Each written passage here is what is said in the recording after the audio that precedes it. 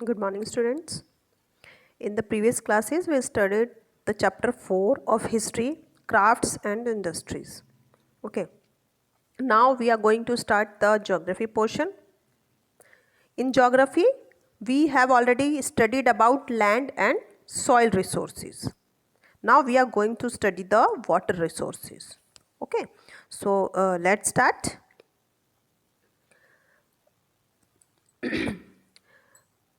Earth is the only planet in the universe which has water.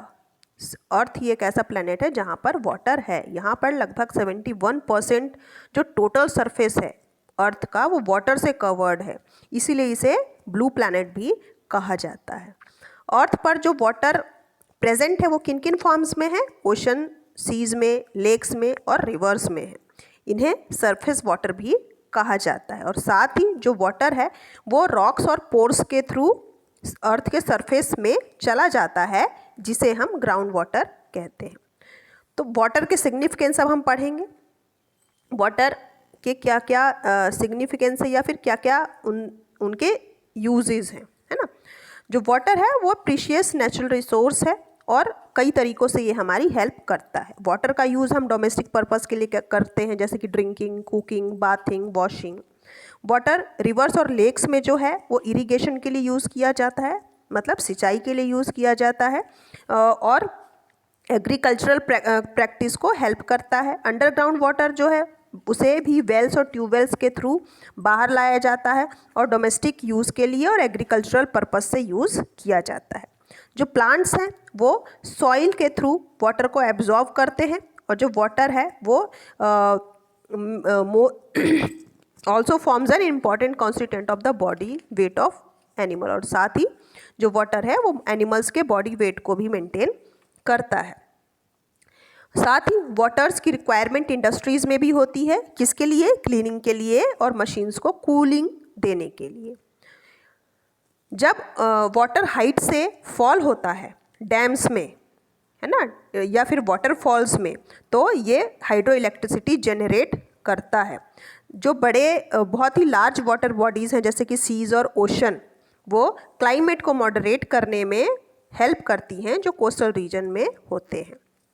Oceanic water जो है वो marine life, great variety of marine life का घर होता है. मतलब जो पानी में रहने वाले जीव जंतु हैं, पेड़ पौधे हैं, उन सब का होम है, जो कि कई लोगों को ऑक्यूपेशन देता है. रिवर, सीज और ओशन ये ट्रांसपोर्ट का बहुत ही महत्वपूर्ण इम्पॉर्टेंट सोर्स हैं. इनलैंड और इंटरनेशनल दोनों ही वाटरवेज जो हैं वो ट्रेड और कॉमर्स का जो है मेन आर्टरी है. ठीक है, तो ये क्या है? Significance of water. नाउ अब हम पढ़ेंगे वाटर साइकिल क्या है. वाटर साइकिल एक इम्पॉर्टेंट फिनोमिनन है अर्थ का. ये नेचुरल रिजर्वॉयर्स को रिचार्ज करने के लिए मेनली रिस्पॉन्सिबल है. वाटर पहले वाटर वेपर में चेंज होता है गैसियस स्टेट में. ठीक है, कैसे वाटर वेपर बनता है? जब सन की हीट पड़ती है वाटर बॉडीज़ पर तो उसमें जो वाटर है वो वेपर बन जाता है. वेपर बन के जब हायर एल्टीट्यूड पे जाता है और वहाँ पर कूल डाउन होता है तो वो क्लाउड्स फॉर्म करता है और फिर ये छोटे छोटे ड्रॉपलेट्स, वाटर के ड्रॉपलेट्स के रूप में ज़मीन पर, अर्थ के सरफेस पर आता है रेन के फॉर्म में. तो जो ये पूरी प्रोसेस है हाइड्रोलॉजिकल साइकिल की, क्या कहलाती है? ये वाटर साइकिल या हाइड्रोलॉजिकल साइकिल. इस तरीके से जो वाटर है वो रिन्यू होता रहता है. तो वाटर अभी इस समय पर कंटिन्यूली अंडरगोज हो रहा है और इसके कारण जो जियोग्राफिकल पोजीशन है उसमें काफ़ी चेंजेस आ रहे हैं उसके, और अलग अलग फिजिकल स्टेट उसके बनते जा रहे हैं. इस तरीके से जो कंटिन्यू इंटरचेंज है वाटर का डिफरेंट फॉर्म्स में नेचर में, वो क्या कहलाता है? हाइड्रोलॉजिकल साइकिल या वाटर साइकिल. हाइड्रोलॉजिकल साइकिल, सन की हीट जो है वाटर को ओशन में जो पड़ती है या फिर जो दूसरे सोर्सेज में पड़ती है वो वाटर को वेपर में कन्वर्ट करती है. वाटर वेपर जब एटमॉस्फेयर में एंटर करता है गैसियस स्टेट में होता है और ये कंटिन्यू प्रोसेस है और ये रैपिडली होती रहती है. जब सनी या फिर विंडी डे होता है जब इवेपोरेशन की रेट तब बहुत बढ़ जाती है। विंड्स जो ब्लो होती है ओशन के ऊपर लैंड से, वो वाटर वेपर को कैरी करती है in the form of moisture to the land. जब मॉइस्चर जो है एयर में कंडेंस होने लगता है तो वाटर फॉल होने लगता है रेन के फॉर्म में प्लेन्स पर और स्नो के रूप में माउंटेन्स पर। From there the rain water flows down in the, यहाँ से फिर जो रेन वाटर है वो नीचे की तरफ फ्लो होती है स्ट्रीम में और रिवर में, और साथ ही जो वाटर है वो अपना फॉर्म चेंज करती रहती है अलग अलग जगहों पर अलग अलग टाइम पर। शॉर्ट और सिंपल वर्ड्स में अगर हम डिफाइन करें हाइड्रोलॉजिकल साइकिल को, तो ये वाटर का ओशन से एयर की तरफ मूवमेंट है और एयर से फिर लैंड की तरफ और फिर लैंड से वापस ओशन की तरफ वाटर का मूवमेंट है। ये जो प्रोसेस है ये वाटर को रिन्यूएबल सोर्स बनाती है। अब हम पढ़ेंगे वाटर और इसके सोर्स, है ना। बहुत सारे सोर्सेज हैं वाटर के अर्थ पर, है ना, लेकिन जो प्रीसिपिटेशन है, जो रेन है, वो मेन सोर्स है अर्थ पर वाटर का। वाटर के 3 फॉर्म्स होते हैं, सॉलिड, लिक्विड और गैस।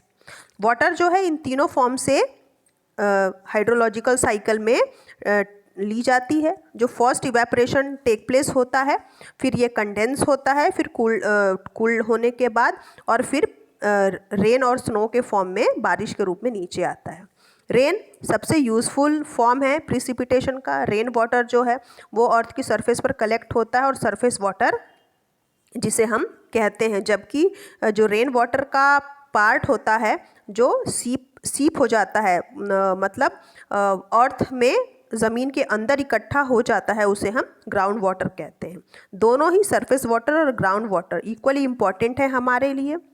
वाटर की अवेलेबिलिटी जो सरफेस पर और ग्राउंड वाटर में है वो दोनों एरिया के अकॉर्डिंग अलग अलग होती है और डिपेंड करती है एवरेज रेनफॉल पर, कि बारिश कितनी मात्रा में उस एरिया में होती है, उस पर डिपेंड करता है वहाँ का सरफेस और ग्राउंड वाटर का लेवल।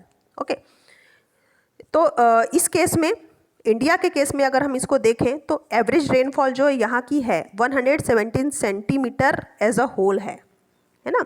लेकिन कुछ एरिया जैसे कि डेजर्ट हैं राजस्थान के, जहाँ पर 20 सेंटीमीटर से भी कम की बारिश होती है पूरे साल में। इसके विपरीत जो ड्राई रीजन है Thar desert in Rajasthan, northern plain and coastal strips, ये एनुअल रेनफॉल 200 सेंटीमीटर से भी ज़्यादा रिसीव करते हैं।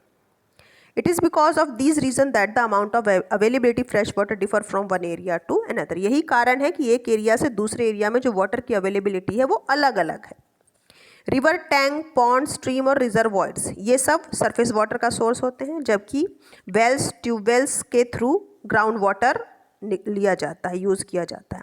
सरफेस वाटर जो है वो कैनाल्स डिग करके, जबकि ग्राउंड वाटर जो है वेल्स और ट्यूबवेल्स के थ्रू यूज़ किया जाता है by digging wells and sinking tube wells into the ground. Northern और हिमालयन रिवर जो that are mostly perennial are carry water whole the year. Northern Himalaya जो नॉर्दर्न रिवर्स हैं या फिर जो हिमालयन रिवर्स हैं, है ना, तो ये मोस्टली क्या है, पूरा साल इनमें पानी रहता है ना, और ये लोगों, नॉर्दर्न रीजन में रहने वाले लोगों के लिए बहुत हेल्पफुल होते हैं as compare to the southern और पेनिनसुलर रिवर। साउदर्न और पेनिनसुलर रिवर के से तुलना अगर करें तो जो नॉर्दर्न रिवर्स हैं वो बहुत यूज़फुल होती हैं। ज़्यादातर जो रिवर हैं वो साउदर्न या फिर पेनिनसुलर रिवर में ही रीजन में ही फ़्लो करती हैं, जो रेन वाटर से फीड होती हैं। इसका मतलब ये है कि ये जो रिवर हैं, जो पानी इनमें होता है वो केवल रेनी सीजन में ही रहता होगा और पूरे साल इनमें पानी की कमी होती होगी, है ना, क्योंकि ये बारिश पर ही डिपेंड होते हैं। जबकि हिमालयन जो रिवर हैं, नॉर्दर्न रिवर हैं जो हिमालय से निकलते हैं, उनमें साल भर पानी रहता है। Problem of water scarcity. Scarcity मतलब क्या होता है, पानी की कमी, है ना। वाटर स्कैरसिटी जो है एक मेजर प्रॉब्लम बन गई है कई कंट्रीज़ के लिए आज के समय पर। जो रीजन्स सबसे ज़्यादा सफ़र कर रहे हैं वाटर स्कैरसिटी से वो हैं नॉर्दर्न अफ्रीका, सेंट्रल और west Asia, middle east, parts of south Asia, parts of south America and central and western Australia. इन सब जगहों पर सबसे ज़्यादा पानी की कमी देखी जा रही है। 1999 में केवल 26 कंट्रीज थी जो वाटर स्कैरसिटी से को फेस कर रही थी, है ना। ऐसा देखा जा रहा है कि 2025 तक 65 कंट्रीज़ इंडिया को इंक्लूड करके, कोरिया, नाइजीरिया, पेरू, पोलैंड, ये सब वाटर की शॉर्टेज को फेस करेंगे। पेस्टिसाइड का जो यूज़ किया जाता है एग्रीकल्चर में, जिन्हें पेस्ट को किल करने के लिए यूज़ किया जाता है ना, लेकिन ये भी ह्यूमंस के लिए हार्मफुल होते हैं। ये क्योंकि बायोडिग्रेडेबल नहीं होते हैं, ये सॉइल में मिक्स नहीं हो पाते हैं और ह्यूमन बॉडी में वाटर के थ्रू चले जाते हैं। जो डेवलप्ड कंट्रीज़ हैं वहाँ पर ऑलरेडी इन पर बैन लगाया जा चुका है, इन पेस्टिसाइड्स के यूज़ पर, और डेवलपिंग कंट्रीज़ में भी ऐसा ही किया जाना चाहिए। जो ऑयल टैंकर से स्पिल होता है, निकलता है, लीकेज होती है जो पेट्रोलियम और डीजल के टैंक में, है ना, और क्लीन जो फ्लूइड्स को क्लीन किया जाता है, उसमें जो डाउन ड्रेन्स में जो फ्लशिंग होती है, ये सब वाटर को और सॉइल को पल्यूट करने के लिए रिस्पॉन्सिबल हैं, है ना। Land water is harmful for the nervous system, है ना। ऐसा पानी जिसमें लेड होता है, लेड, पारा, लेड, ऐसे पानी जिसमें लेड प्रेजेंट होता है वो नर्वस सिस्टम के लिए बहुत हार्मफुल होता है। जिस पानी में आयरन डिज़ोल्व होता है ना, सॉल्ट और कैल्शियम कार्बोनेट, वो हेल्थ को अफेक्ट नहीं करते ज़्यादातर, लेकिन ये मशीनरी के कारण, जो मशीनरी है उसके अकॉर्डिंग इफ़ेक्ट डालते हैं। ड्रिंकिंग के अलावा वाटर का यूज़ दूसरे पर्पसेस के लिए भी किया जाता है, जैसे कि irrigation, electricity generation, industries, animals need and तो हमें सबसे क्या ज़रूरी है कि इन्हें हम पॉल्यूटेंट से फ्री रखें, है ना। पानी क्योंकि सबसे ज़्यादा एसेंशियल पार्ट है हमारी लाइफ का, इसीलिए पानी को हमें पॉल्यूटेंट से फ्री रखना चाहिए, बचाना चाहिए। वाटर जिसमें आयरन और कैल्शियम डिज़ोल्व होता है, कैल्शियम कार्बोनेट डिज़ोल्व होता है, जिसे हार्ड वाटर कहा जाता है, ये मशीन्स जिसे इंडस्ट्रीज़ में यूज़ की जाती हैं उन्हें बहुत आसानी से कोरोड कर देती, मतलब ख़राब कर देती हैं, मशीन को जाम कर देती हैं, और साथ ही ये हाइड्रो इलेक्ट्रिसिटी की जनरेशन पर भी बुरा प्रभाव डालती हैं। वाटर में जिस वाटर में सॉल्ट प्रेजेंट होता है वो इरिगेशन के लिए बहुत हार्मफुल होती हैं। इसके कारण सॉइल का जो सेलिब्रेशन होता है इसी कारण से होता है। ह्यूमंस की तरह एनिमल्स भी जो हैं कंटेमिनेटेड वाटर से काफ़ी अफेक्टेड होते हैं। जो ख़राब पानी होता है, संक्रमित पानी होता है, कंटेमिनेटेड वाटर होता है, उससे अफेक्टेड होते हैं एनिमल्स भी, ना केवल ह्यूमन भी। क्लीन वाटर की अवेलेबिलिटी बहुत ज़रूरी है, तो इसलिए ये एक सीरियस चैलेंज बन गया है जिसे हमें आज फेस करना पड़ रहा है। हमें अपने तरफ से पूरा प्रयास करना चाहिए कि जो वाटर प्रेजेंट है हमारे अर्थ पर वो पॉल्यूशन से बचा रहे, उसकी क्वालिटी कंट्रोल रहे, मेंटेन रहे, इसका हमें पूरा प्रयास करना चाहिए। Okay, in the next class we will study water resources and need for their conservation and rainwater harvesting and conclusion. Okay, so I am finishing the class here. Read this chapter and listen the explanation carefully. Okay, goodbye.